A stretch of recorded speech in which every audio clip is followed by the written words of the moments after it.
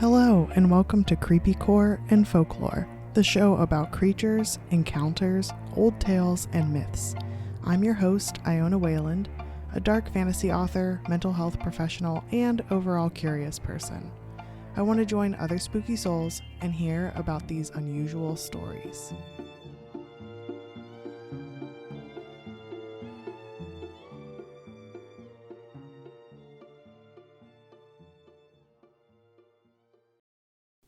Hello, spooky soul. This is a super special episode.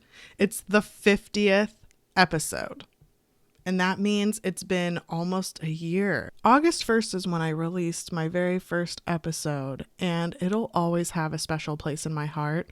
And so much has happened. I had a babo, I reacclimated to my work as a trauma therapist, I overcame my vehicular accident and concussion recovery, and you've been there through every step of the way. Connecting with you has been an honor, and knowing you're a spooky soul like me has really made me feel more connected and less weird. Well, I'm still weird, but you're weird too because you're listening to this. So I guess there's that. But I just wanted to thank you for being the wonderful, curious, supportive, and just conscientious spooky soul that you are. But okay, I will stop being sappy. Let's start this fiery 50th episode.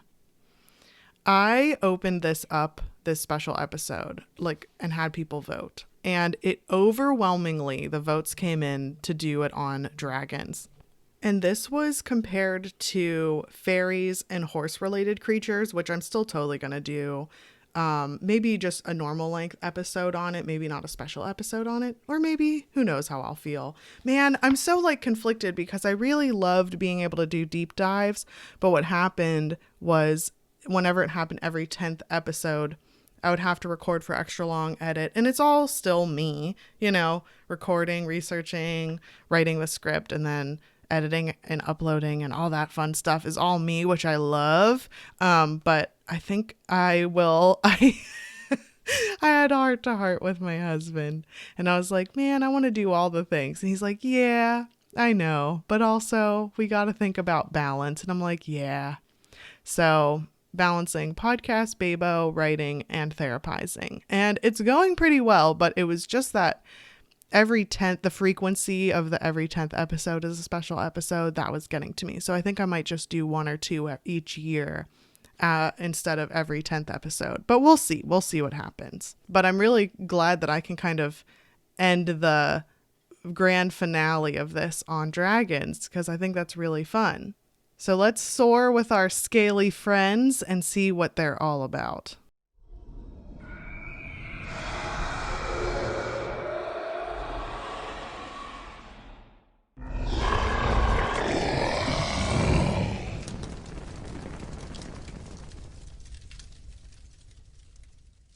Dragons have many forms, and we will get to that in a second.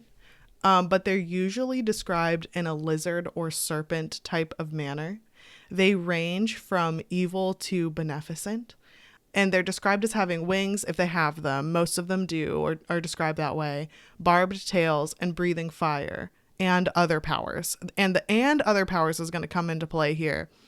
The fire we'll learn together later that didn't come out until centuries later. Dragons can also be described as a large serpent or giant snake. But the thing that gets to me is that they're all so different. They range in their roles. So if you've made a D&D character, you'll know what I'm talking about, where there's a range of lawful good, chaotic neutral, things like that. So if you want to look that up, it's kind of neat to categorize different characters that way. And in that regard, it kind of reminded me of the D&D chart when I learned that some of the descriptor words for dragons was evil, selfish, neutral, morally gray, protective, and loving. So let's break down and do an overview of all the different types of dragons. And when I say all, I mean most, because I know I missed some in here. Let's start in the east and set in the west, so to speak. So the Eastern dragon, mostly East Asian specifically depictions, depict them as guardians, protectors, connected to the earth's elements, very serpentine, and having 4 legs and no wings. And they're sometimes made up of other animal body parts. So, for instance, like the body of a snake, deer antlers, talons of an eagle or a hawk, the soles of a tiger. And at first I thought they meant the soul, like your spirit of a tiger, but they meant like the soles of their feet, which is very interesting, or the paws of a tiger, in the scales of a carp.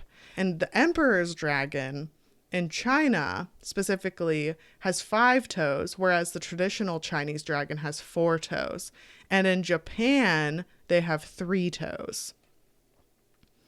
I'm also really relying, by the way, for all the different types. I separated them out differently and my commentary on them is different, but I'm heavily relying on fandom.com for examples and descriptions, in, especially in the beginning here. And I'm going to include, just as like a side note, all the articles I used and referenced. And if you're really interested in dragons, there was so much information that I had to kind of pick and choose which ones to depict.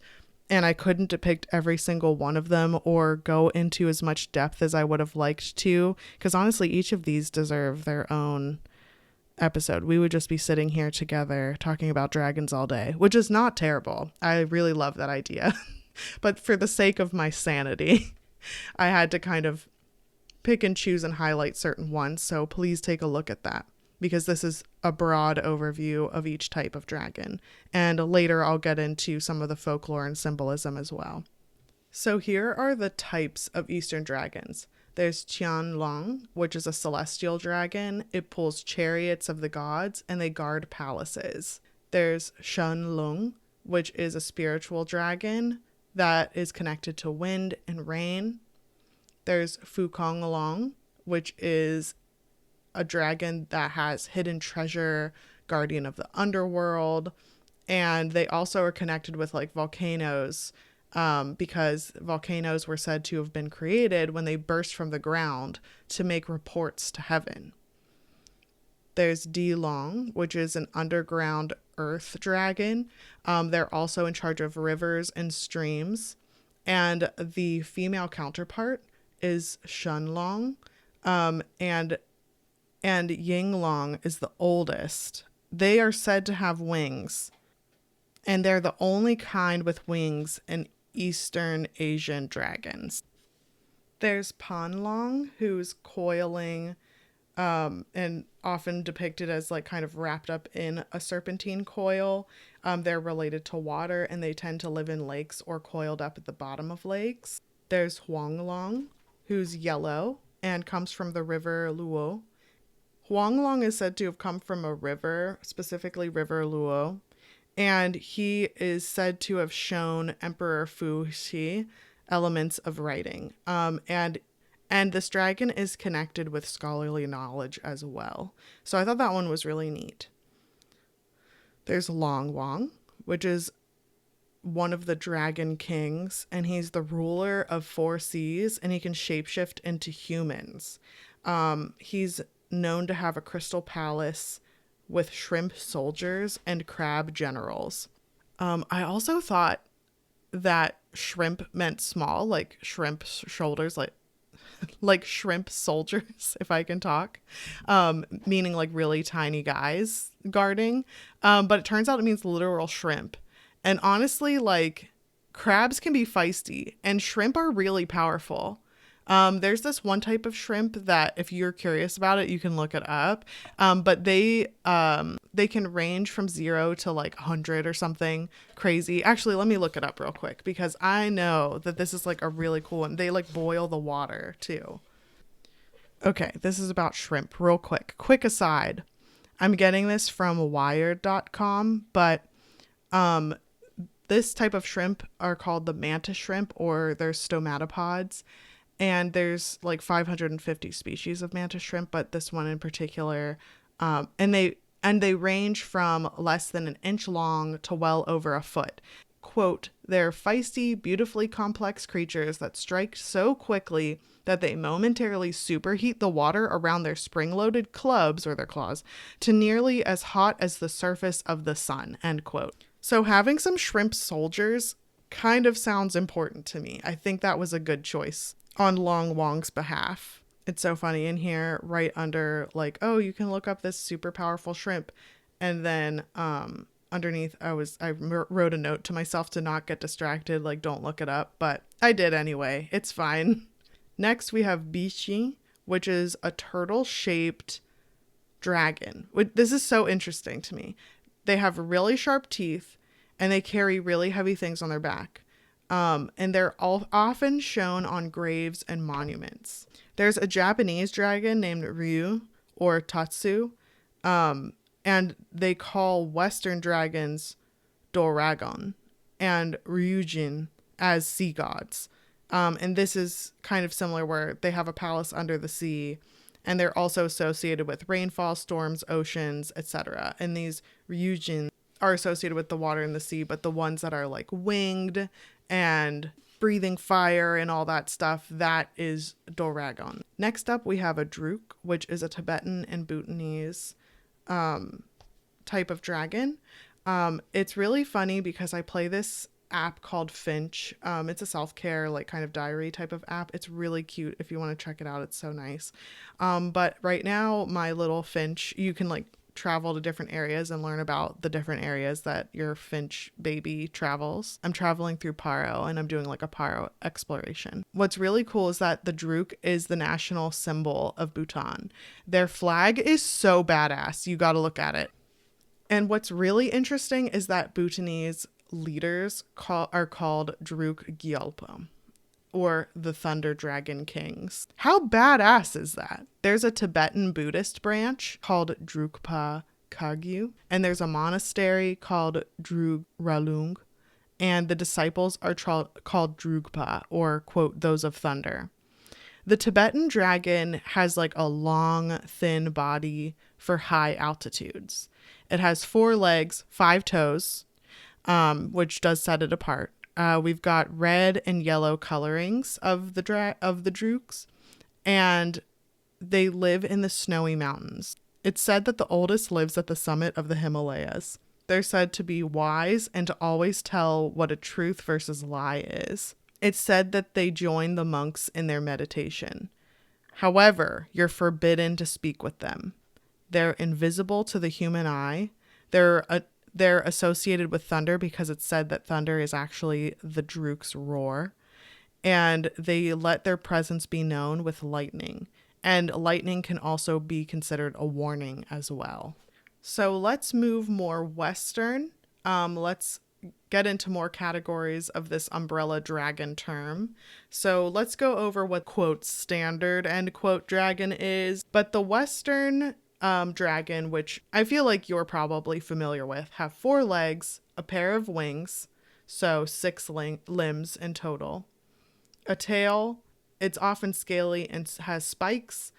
They can fly, and the word dragon is the most often used term even for other Western creatures, so it's like this umbrella term. But let's get into the subcategories of dragon from the Western perspective. There's the dragonette, which I had never heard of before. It's similar to standard or quote classic Western dragons, but they're smaller. So they're like size of a human or smaller, and they live and hunt in packs. They're said to have toxic blood and that they live in high, cold mountaintops. They eat baby standard dragons. So the standard dragons is like, so you know, the bigger version of them, the standard dragon. It kind of reminds me of poodles, where there's like a toy poodle and then there's the standard poodle, and one's big and one's little. I don't know. They're like scaly dogs. It's fun. But this is what weirds me out. So the dragonette will eat a newborn baby dragon. They will then pretend to be the babies they ate for shelter and food. This one made me more uncomfortable than I thought it would. Usually my reaction to dragons is whoa or aw, but this is creepy. Then there's the wyvern. This is one that I used pretty much incorrectly for as long as I can remember. They have 2 legs, 2 wings basically as arms, so a total of 4 limbs. So if you've ever played Skyrim before, which God, I've lost like days of my life to playing Skyrim, but if you have ever played Skyrim, they call them a dragon and all that stuff, but they're wyverns technically, because they have claws kind of attached, like their arms are kind of also their wings. They're all in one. So if that helps you visualize it, or you can look up wyvern to get a better feel for it. Wyverns weren't depicted until the 17th century. And then it was late 20th century that they were actually, like, wyverns were separated from the standard dragon and seen as its own thing. Next up, we have the cockatrice. So this is kind of a mixture of a dragon and a phoenix, I guess. They're descended from the Archaeopteryx. To me, it looks like a really mean rooster, but with scales. They have 2 feet, 2 wings. They only walk on their 2 legs. So wyverns walked on all 4 legs. I meant to say that earlier. But these walk on 2 legs, like a chicken. They're only about 1 to 2 feet tall. They have a yellow or orange or a yellow-orange underbelly. And they have scales on their face and neck and feathers on their body. They have long spines and leathery wings. And they have a really high prey drive, meaning they hunt very easily, and there's certain things that can catch their eye that they would hunt after. But they won't eat snakes and toads. Instead, they use them to incubate their eggs. However, incubation sounds weird. I'm going to be annoying for a second. Toads lay eggs. They're not a reptile, they're an amphibian. So they lay their eggs in water because of their amphibious nature. And so incubation sounds really strange to me. But who am I to argue with the cockatrice? I guess they know what they're doing. Or maybe they don't, because I haven't seen one before. They're found in the Mediterranean mountain forests. They're also found in the swamps in South Wales. They're said to have been seen in Newfoundland and also South America, but I'll have more on that later. But an example of a cockatrice found in South America is the Colo Colo in Atacama. Next up, we have the amphitheater. This is really hard for me to say. Amphitheater. It's spelled Amphitheatre. They're legless, but they're like a serpent with wings. So that, like, imagine like a snake with wings. They're greenish yellow. Sometimes they can be feathered wings or bat wings, or like that leathery kind of look. They either have a long or a short neck. Could you imagine just like a snake with like wings right behind its head and it having like really no neck? That's so ridiculous. They're not made correctly. And there's some varying appearance depending on the environment. Like some are longer, shorter, some have a bigger girth, that kind of thing. Next up, we have the knucker. This is a long serpent with no wings. And whenever you come across these little like hole areas in Sussex, England, they're referred to as knucker or knucker holes. They live in damp areas and caves. To me, they kind of look like a salamander. Because I guess they have some legs sometimes. Imagine a salamander, but like 30 feet long. So some reports say that they have a little tiny wings, but they're like vestigial wings that aren't usable. That just means they aren't usable anymore. They're usually very tiny. They're said to have leathery skin, a small head, and they have a gurgling bark as a mating call. They're said to eat small animals and sometimes children. Poor children. They get eaten in every type of folklore. Kiddos, beware. Their average lifespan is 1,200 years. That's pretty long ass time. They're said to be venomous, and they actually will liquefy their prey before they consume it. They tend to hoard household items instead of treasure, like forks and spoons and things, which, as someone who has like a favorite spoon, I get it.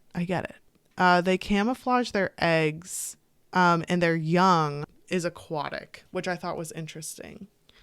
Last up, we have the drake. It's a wingless, four-legged dragon. Sometimes this term doesn't mean this four-legged, no-winged creature. Sometimes a drake is a term for a baby dragon. Other terms for baby dragons are dragonlings, wormlings, and dragonettes.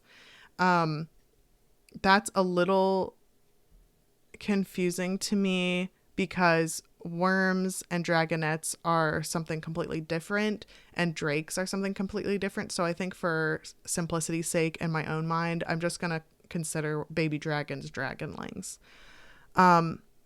These are from modern fantasy. They are not a classical dragon, and they're usually separated into two places: fire drakes and cold drakes. So there's fire breathing drakes, and they're usually warm colors and like reds, oranges, yellow type of scales. And then cold drakes are usually cool colored or cool toned scales, and they breathe frost and ice. So now that you have more specifics to the Western looking dragon, you can use kind of that imagery as I go into more specifics depending on region. Let's go way, way back to ancient Mesopotamia, where people argue that this is perhaps the first recorded history of a dragon ever. Now, I do want to preface this by saying that dragon stories have existed prehistorically, so like before written word or like official languages. However, I'll get more into that later. So these lions, so to speak, are serpentine and lion based. A good example of this would be Tiamat, who's the goddess of chaos, seas, and creation. I also love that like chaos has a bit more of a life-giving connotation and implies creativity. So I do like that thrown in there. But Tiamat is also sometimes depicted as a sea serpent. There's also Abzu, who is Tiamat's male partner. It's like her consort, so to speak. He's this benevolent freshwater serpent, and together they gave birth to younger deities. Also from ancient Mesopotamia, and this is the one that I'm kind of referring to as being one of the oldest recorded, is Mushushu. This, of course, reminds me of Mushu from Mulan, but I digress. I friggin' love that movie, though. She's my favorite princess. And I know she doesn't count as a princess technically, but she also does technically count as one of Disney's princesses, so I don't even want to hear it. Maybe at some point, I should do a whole episode on Mulan because I think that would be really fun. Or like the princesses in general, that would be fun. But Mushushu is that name translates into famous snake.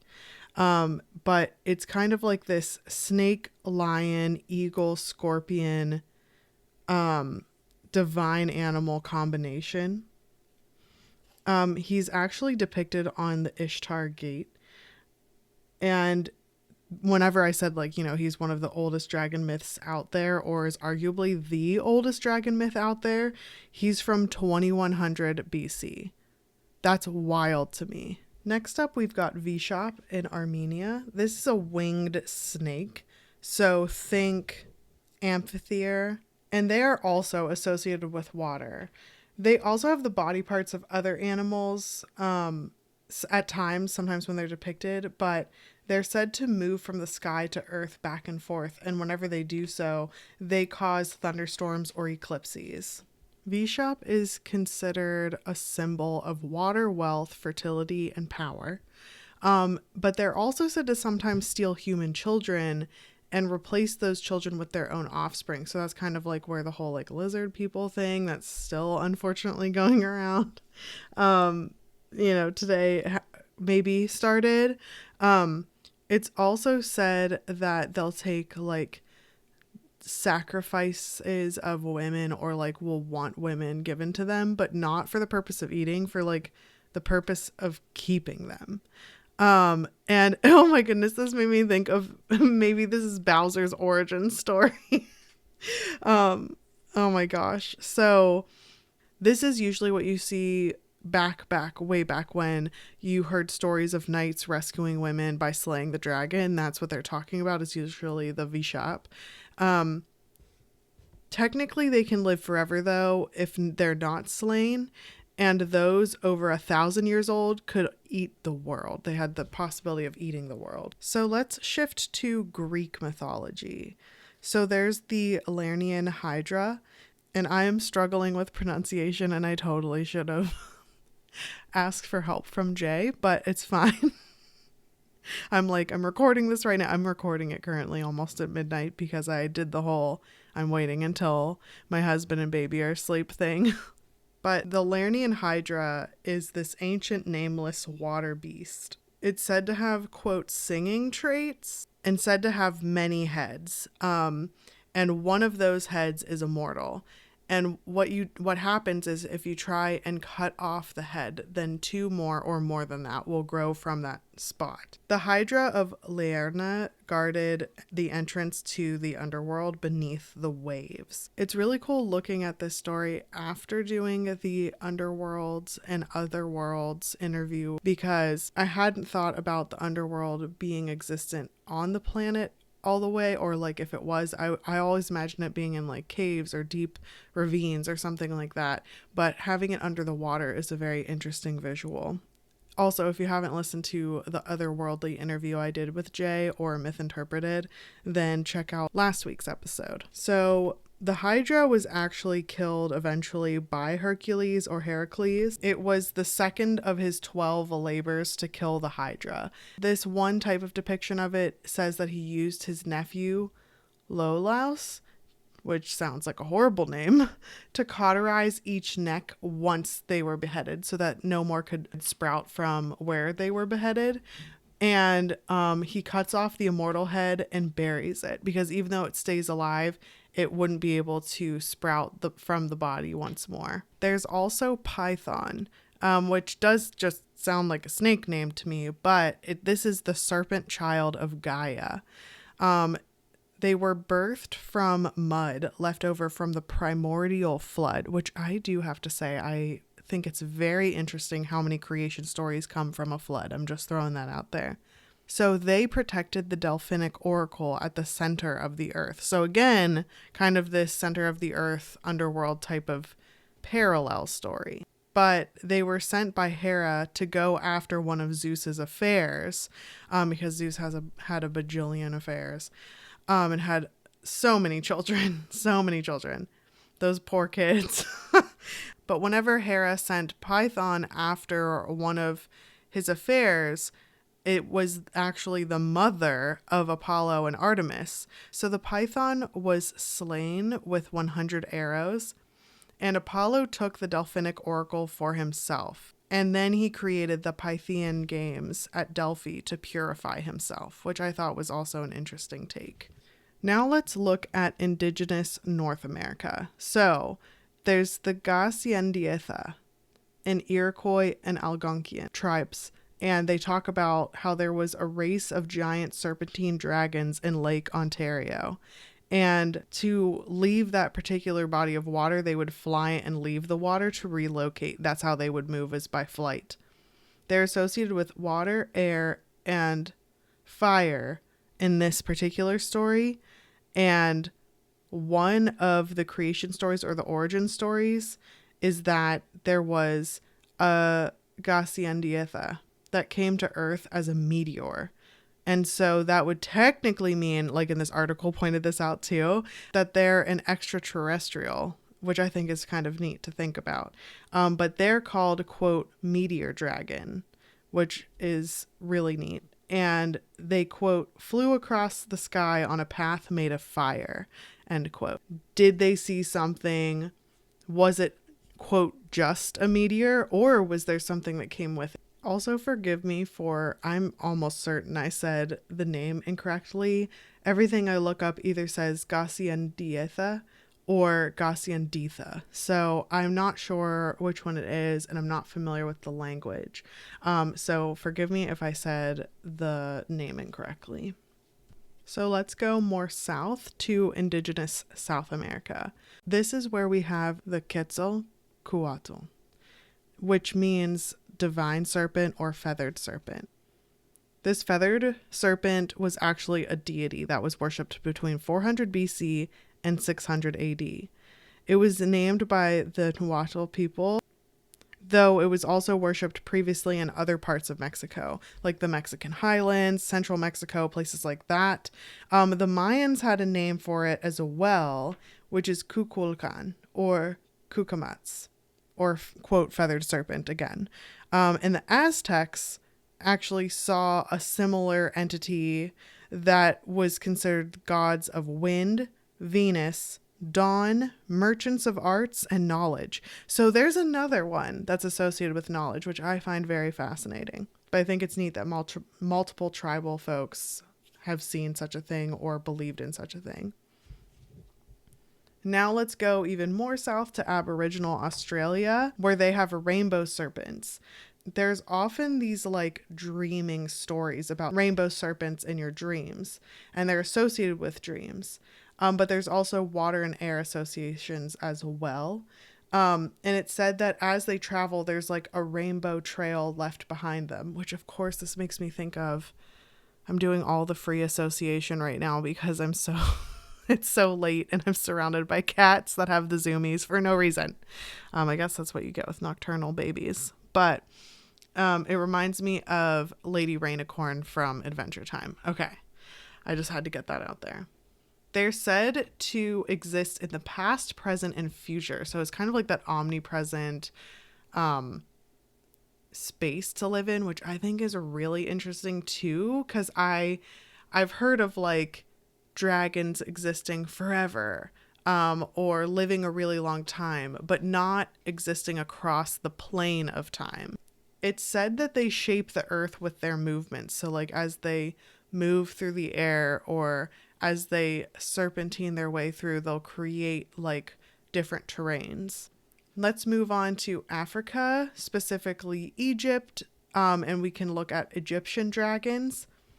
There are many serpent depictions, and then there's a whole thing about how many serpentine type imagery is within Egyptian culture, history, religion. There's all sorts of really cool stuff with serpents.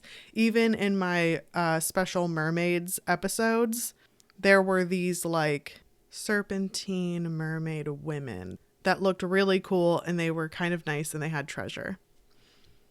Do I remember the name of them? No, I do not. I'm going to have to listen to my own podcast to refresh myself. But these Egyptian kind of serpentine dragons were depicted as both just regular like creatures, but also as deities.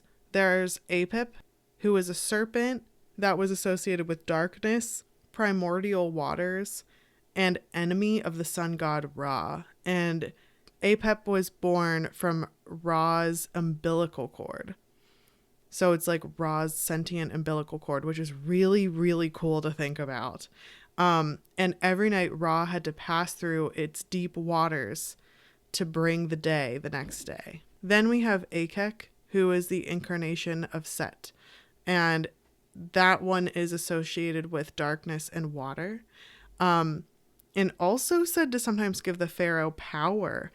But sometimes, just side note, there's been like a long history of people in power claiming that they have a divine connection and are like hand chosen by God or some sort of deity.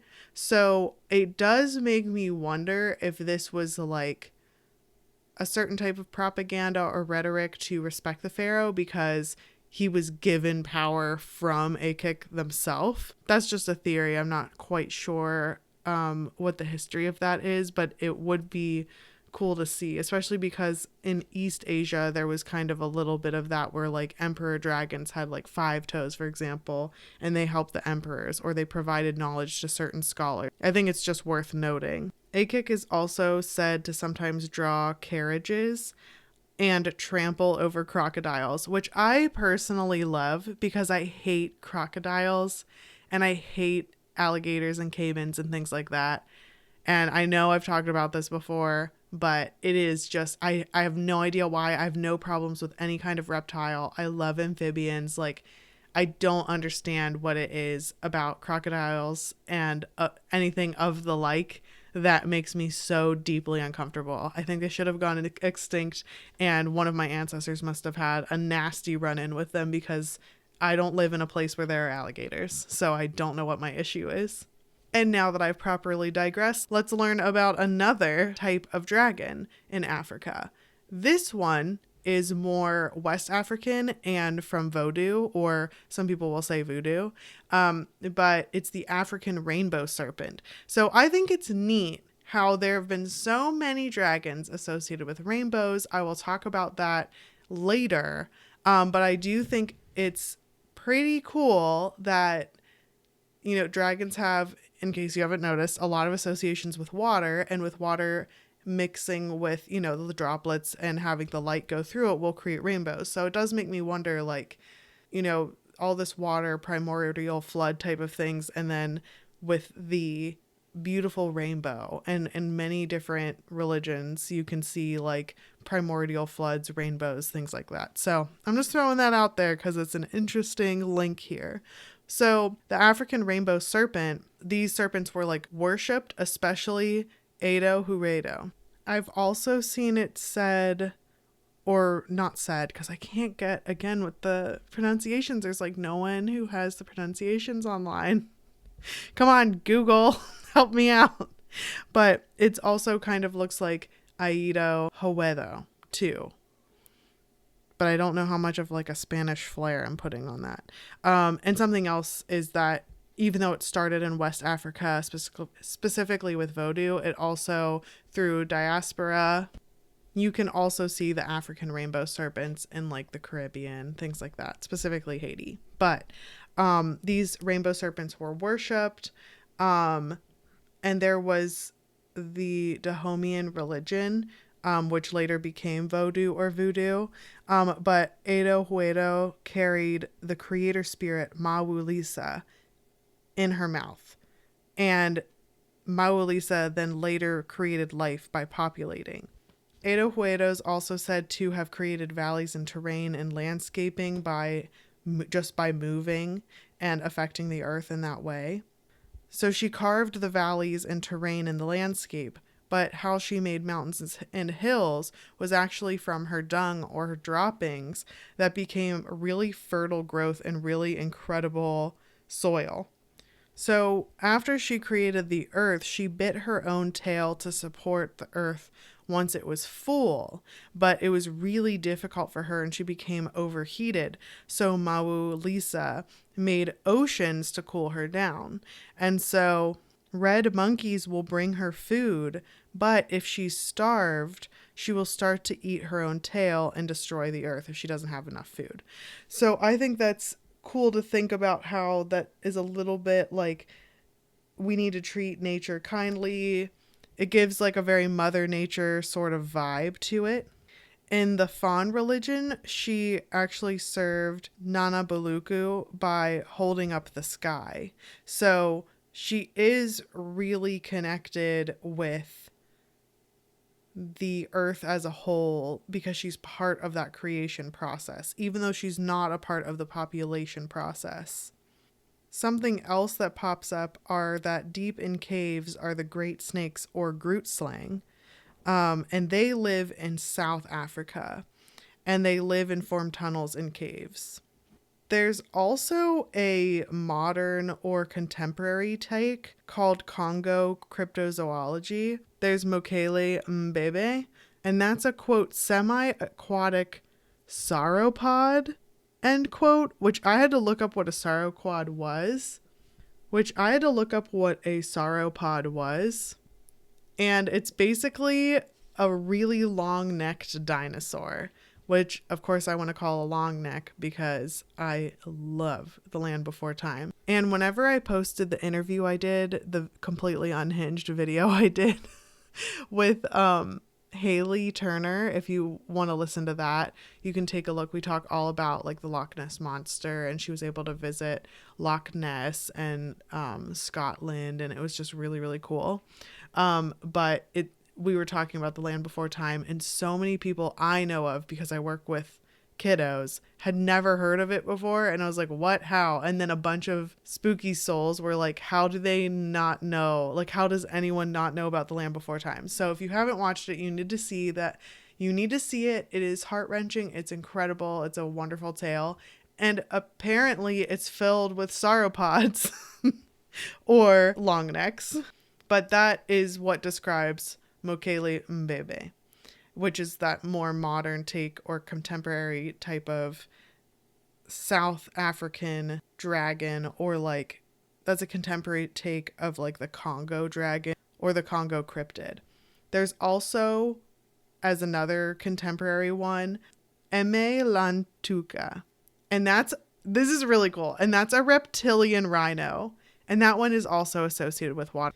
There are so many more that I haven't covered, since dragon stories show up like all across the globe, clearly all across the globe, and are pretty much present in all cultures, mythologies, and religions. So let's take a look at a few of their stories. If I get into every single story, I will be here forever. And I'll have another mermaid saga, which, as wonderful as that was and as cool as that was, and I know you were excited about it, and I was too, but damn, that was a lot of research and it was so cool to put it together. But I want to try and condense it a bit and rein myself in for dragon's sake. So here are just a few stories about them. So we've got Leviathan or Leviathan, and that is from Jewish mythology. It's a primordial, multi-headed, fire-breathing sea serpent, and it shows up in the Hebrew Bible at 74:14, and the archangels actually killed Leviathan or Leviathan. His brothers are Behemoth, and Behemoth is not a dragon. Behemoth is a giant of the earth, and Ziz, which is the monster of the air. So we had those three like primordial beings. When Christianity became more widespread, kind of took over, they changed Leviathan's name to Leviathan, which is why I think it's so recognized, since Christianity has really rapidly spread. And I think it's the biggest religion right now. Let me double check. Yeah, Christianity is the largest religion worldwide. But Leviathan was associated with the devil or evil.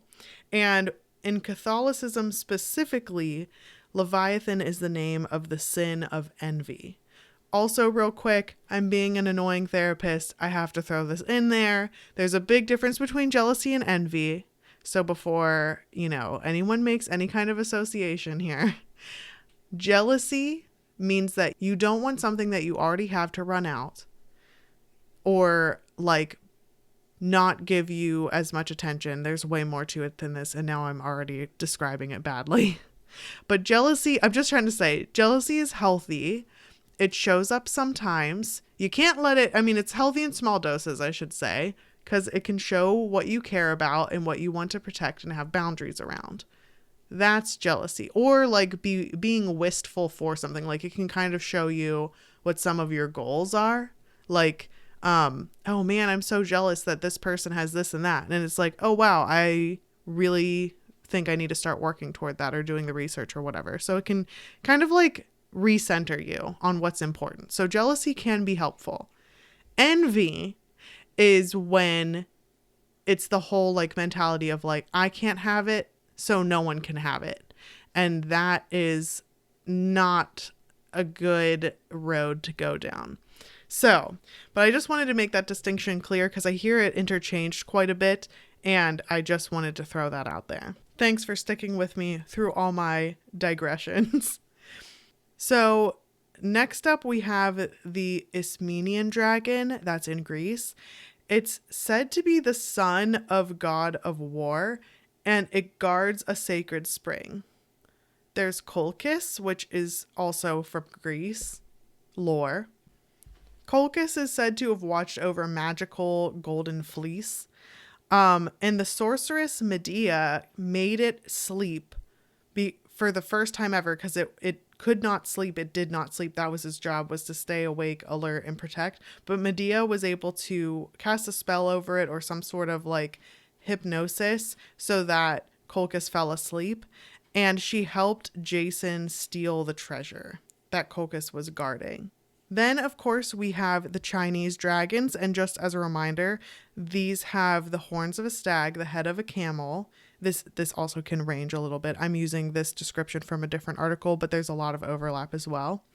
Eyes of a demon, belly of a shellfish, scales of a carp, claws of an eagle, feet of the tiger, ears of an ox, and mane of a lion. There's Zulong, the torch dragon, which means that it's in charge of day and night. When they open their eyes, it's day. When they close their eyes, it's night. There's Shanlong, which is the spirit dragon, and that one's in charge of the weather. There's Dilong, the earth dragon, who's in charge of rivers and lakes. There's Fukonlong, which is a guard dragon. It watches over the earth's most precious treasures. And there are 4 dragon kings of north, south, east, and west. And they rule in the deep underwater crystal palaces, which I think is really neat because we already covered some of these, but I wanted to run over them again and in this other way that this article talks about. Of course, all the articles I used and then some because there were some really cool things that I didn't get to cover because I really had to just condense it. This is so hard for me in case you haven't noticed. But it's neat to hear the different depictions of it, of dragon stories in general, and to hear about the different ways they're associated, but also the overlap as well. And that Crystal Palace sounds so cool with their little shrimp soldiers. They didn't talk about the shrimp soldiers or the crustacean guards here, but I remember. We always remember those little buggers that pack a punch. We've also got Tianlong, which is the god of the sky, the heavenly dragon. And Tianlong is said to be a heavenly dragon that's coiled around the North Star. All right, let's move on to this really cool Welsh dragon. Bear with me. I'm going to try and speak Welsh. Here we go. Thraig Goch, which means red dragon. It's the national symbol. Look up the Welsh flag. It's fucking amazing. And the Thraig Goch is said to be, quote, strange poisonous reptiles that thrashed the waters, haunted the air, and shook the earth of the British Isles, end quote. I think this is a hilarious description because they just sound like a total menace to society. These include knuckers, wyverns, gwibbers, which I did not get into, and I really do not know what that is, and loathly worms, end quote. They were said to have been shot with burning arrows and have their heads cut off. There's lots of beheadings in this one. King Lothair of Britain noticed that each May Day there was a shriek. And also side note, May Day is like related to Beltane. If you're curious about Beltane, I have an episode about that. But there would be shrieks that would fill the air and the crops would fail and women would lose their babies or have miscarriages. But his brother, Levelis, king of France, tells him that it's dragons. So he makes a trap of mead deep in like this well or pit, and a red and a white dragon come to drink the mead and they fell asleep within the pit. So he wraps them up and has them buried under the peaks of Snowdonia in northern Wales. However, like centuries later, there was a Celtic king, Vortigern, that wanted to build his castle on that exact spot. And every time he would build something or his crew would build something, it would all crumble and fall by the next day, if not sooner. So he was told to find a boy with a supernatural father and spill that father's blood over the foundation. So he finds a magical boy. And side note, this little boy will later become Merlin, the great wizard.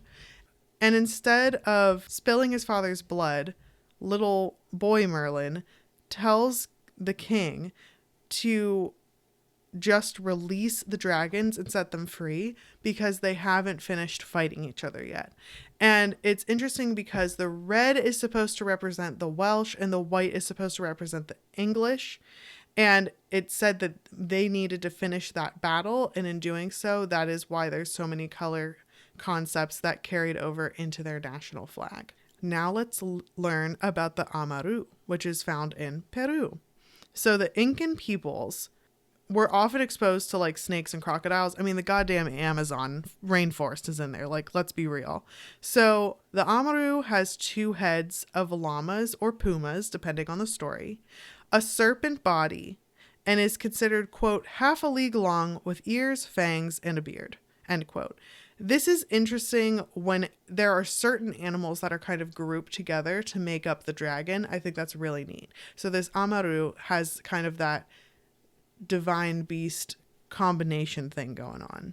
So they're said to live in mountains, caves, and underground rivers. There are many stories related to like the battle of gods of the Andes, like battling the Amaru. It's also said that the volcano Huayayo in Carhuincho unleashed an Amaru on their rival. Another story says that Mountain Pariacaca stabbed the dragon in the back with a golden staff and turned it to stone.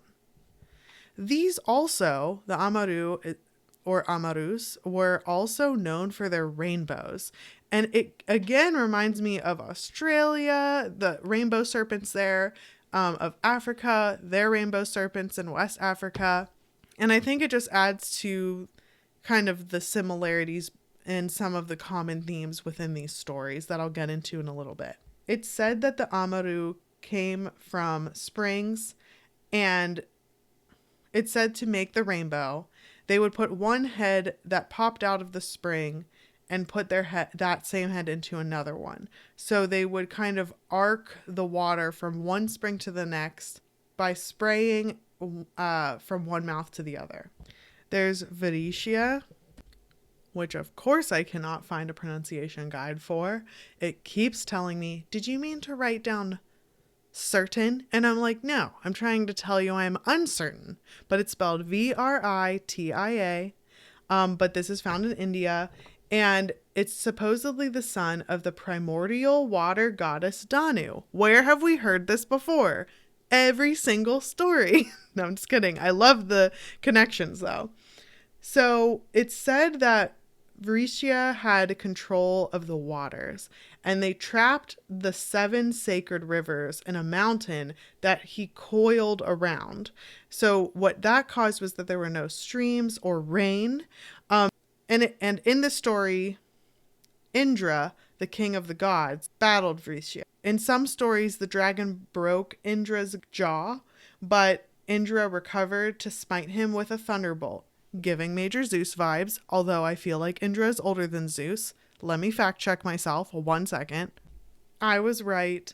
Zeus is from 700 BC. Indra is from 1500 BC. Dude is old. So maybe Zeus's story was from Indra's story, or maybe it is just one of the common story threads, because thunderstorms are honestly really terrifying, even when you know what's going on, but they're also beautiful and fascinating too. It does the whole like smiting with a thunderbolt thing. That's really interesting that is how Vritia was slain. Okay, now let's look at the dragon lore from Vietnam. This one, I'm just gonna go ahead and say it. This one's my favorite. I thought the Lung dragon, or like the East Asian, specifically Chinese dragon, would be my favorite. I love them. They're so sweet. They have such a sweet face, and they're so fuzzy. Like, I just really like them a lot. And they're beneficent. So what's not to love? However, the dragon lore from Vietnam is very interesting to me, and I really like any kind of story that makes me feel like a magical human, which we all are. So the legendary King Lac Long Chuan was son of dragons risen from the sea. He became a hero on the land and took on like a human form. And he was seduced by Auko, which is the daughter of the mountain spirit. So think like Fae type of lady. So she laid 100 eggs, and then together they had 100 sons. Lac Long was drawn back to the ocean because of his like water dragon type of nature, and brought 50 of his sons with him, while Auko went back into the mountains and brought the other 50 sons with her. And together, their 100 sons founded the first dynasty of Vietnam. And it's said to represent royalty and strength. And those are like the symbolisms that are correlated with the dragon lore in Vietnam. And I really like the kind of shortened version that this article talked about, where it's like all humans have ancestry in like dragon fairy hybrid situation here. And I'm like, you know what? I kind of love that. Next up, we have the Tarasque from France. I already know I butchered the name. I'm trying so hard with this one. I don't know why this one is eluding me, but it's described as, quote, a pathetic creature from the story Saint Martha and the Tarasque. It lived in the marsh by the river Rhone, and it would eat people that passed by. So this was like an issue. Like clearly there's like this rogue dragon. We have a problem. So apparently, and I'm laughing at this because you'll hear why in a second. Martha, Mary Magdalene, and Lazarus, as well as like, I don't know, etc. amount of other saints showed up on like a boat for I don't know what reason. And what Martha did was that she showed the Tarasque her cross, threw holy water at him, and then used her sash to wrap it around his neck, and then he became like, I think it said, quote, like as docile as a puppy or as docile as something, like just very, very relaxed temperament, was not harmful at all. So then she decides to like take her new dragon puppy for a walk basically, and everyone is so freaked out by seeing it because it had been like eating people for a while that they all like swarmed it and killed it, and it didn't fight back because it was like just under the spell or the influence of this holy water and like christening. So the article went on to discuss, and I could totally see this being a thing since we've seen it so much, but maybe this type of story was told to help people convert. Pagan people are often depicted as serpents, snake-like, whatever, and being slain or tricked by the good Christians is a really common rhetoric or propaganda that's used to help people kind of back up the person that's able to control the serpents. So like I was talking about before with emperors saying like, oh, we have divine intervention, and like, oh, look, we are able to like rule over these otherworldly creatures. Look at us and all of our influence, or we're like not only able to rule over it, but people respect us and they need us for this. Like, you need us here. So these saints were kind of able to slay this dragon, with how powerful what they believe in is. And I think that there's lots of beauty and power in religion, but I just thought this particular portrayal of like, it kind of read like, which there's nothing wrong with this either, but like it kind of read like fanfic, where it's like, okay, so here are these people that actually existed, but I'm going to say that they existed here and that they had a pet dragon, but everyone was mad and killed it. The end. Like, I just thought it was really funny to hear about this in this way, because it totally reminded me of like a crossover episode of something. Next up, we have the Azi Dahaka, which is an Iranian, or, well, I guess a Persian myth in modern day Iran. But there was Avesta from ancient Zoroastrian texts. Another side note, because we're already like down this road. Thanks for staying up late with me. Even whenever you're listening to this, thank you for staying up with me. But I learned like a while ago that Freddie Mercury was South Asian and specifically Zoroastrian. Well, actually, it was his parents that were Zoroastrian. I don't think he, like, later on was religious at all, but I think that he was just, like, really, like, proud of his roots and his parents and stuff like that, and was, like, grew up Zoroastrian. So I thought that was cool. Anyway, the Azi Dahaka had 3 heads, 3 mouths, 6 eyes, and 1,000 skills. He and his brother would attack King Yima, and they actually cut the king in half. The fire spirit Atar, quote, threatens to blow holy flames up Azi Dahaka's nether regions and out his 3 mouths, end quote, that Azi Dahaka actually leaves and plots, like, angrily on his own, which, you know, that's fair. So he gathers, like, these sacrifices to the water and wind gods to kill all humans. That's his goal. This is like some super villain-esque level thought process here. And instead, I a little bit feel bad for him. He kind of, oh my gosh, these stupid associations. He reminds me of Professor like Doofenshmirtz from Phineas and Ferb, where he has like these grand plans, but like nothing works out for him, and he's not actually like threatening. Well, Ozzy Dahaka becomes threatening later, but still, it's just like, all right, I make these sacrifices to you. Now you can help me slay the human race. And they're like, no, I don't really like that idea. Thank you for the sacrifices, but we're going to do the opposite of what you're asking us, which I love. So they instead help Feraiden defeat Ozzy Dahaka. And the first strike that Feraiden makes causes a bunch of snakes, insects, and all sorts of like gross stuff to come out of the wound, which like sounds like just a gross piñata to me. So then the gods were like, wait, stop like hitting and slashing him. You just did one slash and there was a bunch of gross shit that came out of Ozzy Dahaka.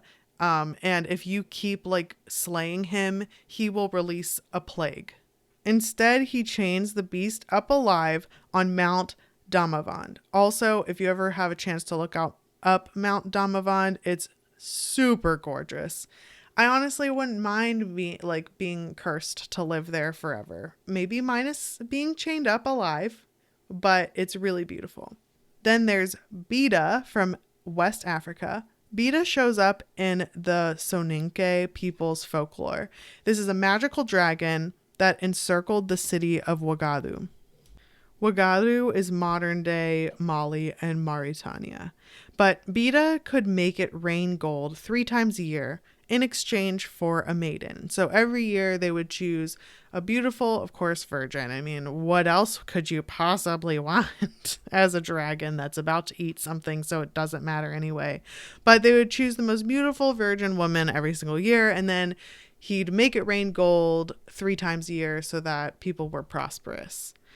However, one year when Sia Jatabari was chosen as the most beautiful maiden in Ouagadougou, her lover, Mamadi Sefe Dekote, wanted to save her. So he followed her to the cave where Bida stayed, and Bida would often stick his neck out to really take in his prey. Some stories say that he stuck out his neck 3 times to be a quote showman. I thought that was kind of funny that Bida is not only hungry, but he's going to have dinner, and he's going to be really extra about it. But when Bida stuck out his head, Mamadi cut it off before Sia could be eaten, and the head flew through the air and finally fell to the earth and leaked gold into the earth where it landed, thus creating the Gold Coast. And that's why you can find gold there, and there are gold ores. So it's really neat. I also think it's cool to hear about these beautiful places on this earth, just these stunning places on this earth. And each part of it is associated with a dragon story. Next up, we have Smok Wawelski from Eastern Europe, but specifically Poland. It's known as the Wawel dragon, and it terrorized Krakow. It lived under Wawel Hill in a cave. And it demanded offerings of cattle sacrifices. This story is wild. So if people didn't give him the number he demanded of cattle, then he would take what was quote owed in humans. And female virgins were his favorite. I mean, none of these dictator dragons are original at all. They all the same shit. But depending on the legend, this will change a little bit, but the gist of it is that King Krakus and his son, or it sometimes told as his son, or the king himself, or the canny cobbler's apprentice, stuffed dead lambs with sulfur. And so when Smok Wawelski started to chow down on it, he felt this insatiable burn in his stomach that was really painful. So he ran to the water and he drank and drank and drank as much as he could. But it was not before he exploded. He exploded everywhere. Chunks of him everywhere. So gross. And his bones, quote bones, are used to like decorate the cathedral that's like in that area. You can actually take a tour of the cave where he spent his time. And there's a fire-breathing statue at the foot of Vavel Hill. And apparently there's a dinosaur named after him. And I'm just like, damn, everyone was really drawn to this exploding dragon story. He really like left an impression.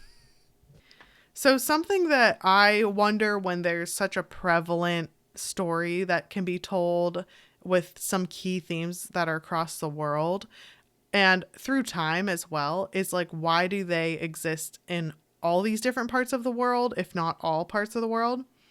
And some articles brought up how there's this inherent fear of snakes for a lot of people.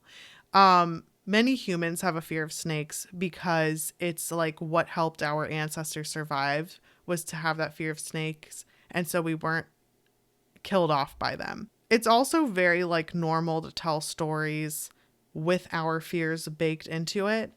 Shameless shout out for my book, Ashes, that is filled to the brim with all of the things I'm afraid of. I only left out one thing. Yes, there are crocodile/alligator creatures in there. Horrifying. Another thought process as to why dragons are everywhere in stories is that fossils that were found or large bones that were found weren't really able to be explained, and so they were described as dragons, and then they were like, oh, well, why is there so many dead dragons then? It's like, oh, there's these knights that slayed them and stuff like that. So I think it was kind of along those lines as to what happened. I mean, some dinos are named after dragons apparently, so that's really cool that they kind of like feed each other. Also, if the depictions, this is just like a thing I thought about just now. A lot of times people think that dinosaurs were like chunkier and fluffier and had like maybe feathers and not always just scales. And so it would be cool that maybe in a way dragons did used to exist. And the last theory as to why dragons may be in basically every part of the world is that the dragon trope itself, like the storytelling around dragons, is older than we even realize. And this is what I was alluding to before. But as we evolve and tell stories, it's possible that there was a dragon in one of the very first stories ever and then passed down through oral tradition, even like from the time first humans were around. And then as humans started off and then branched out all across the globe, they took the story of the dragon with them. So it's possible that the story about dragons have been around as long as humans have been alive and just has followed us across the globe.